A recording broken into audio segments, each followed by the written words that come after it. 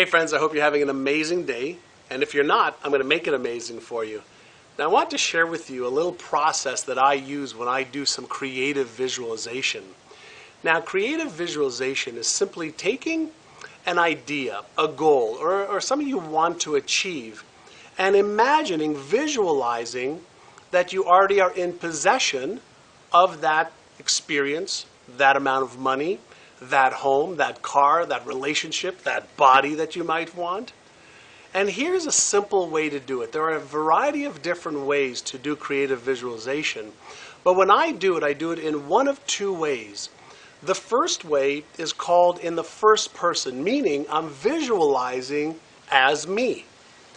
The second way, I'm still visualizing as me, but I do it in the third person, which means I'm actually seeing myself in the experience. Now, in either case, if you do it in first person or third person, what I want you to do is pay attention to the details.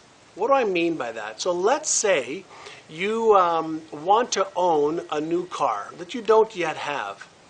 I want you to imagine, either in first person or seeing yourself driving that new car or feeling yourself driving that new car. But what I want you to do that might be a little bit different is I want you to close your eyes and I want you to experience the little details associated with driving that car. A lot of people focus on the big details, what the car looks like, what color it is. But I want you to focus on, what does it feel like with your arm out the window? What does it feel like to have your friends watch you or look at you driving up, to their home? What does it feel like to hold the steering wheel? What does it feel like to sit in this brand new car? What's the smell like? What are the sounds? What is it that you see, as you're driving or seeing yourself driving? Focus on all the little things.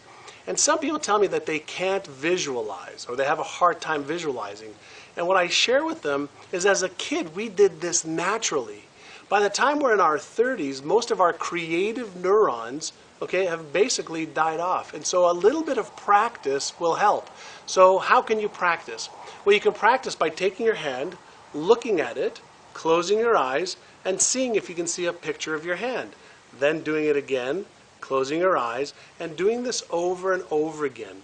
If that doesn't work, close your eyes and think of somebody that you love. And you'll see that an image pops up on the screen of your mind. Think about the car you're driving right now. Think about the bedroom that you're sleeping in right now. Or better yet, think about the person you're sleeping in it with. Hopefully you love them. Now, when we're doing creative visualization, what you want to do is use those creative neurons to create as many different details as you can about the experience. Now, you may be asking me, why do you do that? Well, the more associations that you could put around that new vision, the more you start to formulate neural networks or circuits in the brain, or what I prefer to call them is software. Now, it is known that you and I don't see what there is to see. We only see what we are conditioned to see.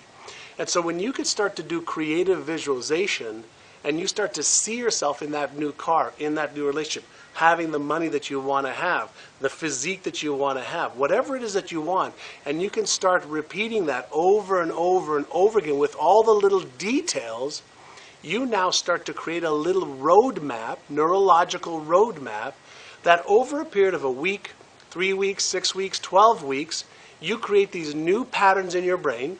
Once these new patterns are created, your brain starts to look for things in your physical world to match up with the experience that you've created in here.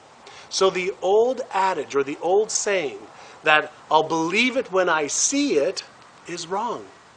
It's when you believe it, that's when you'll see it. Or I'll see it when I believe it is what some people think.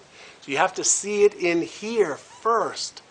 And the more detail you have and the more specific you are, the more you're going to create these patterns in the brain, and then the more your brain's going to work on making that a reality for you. I hope you've enjoyed this little tidbit, and remember, it's always my joy to help you achieve the success you want to achieve in your life.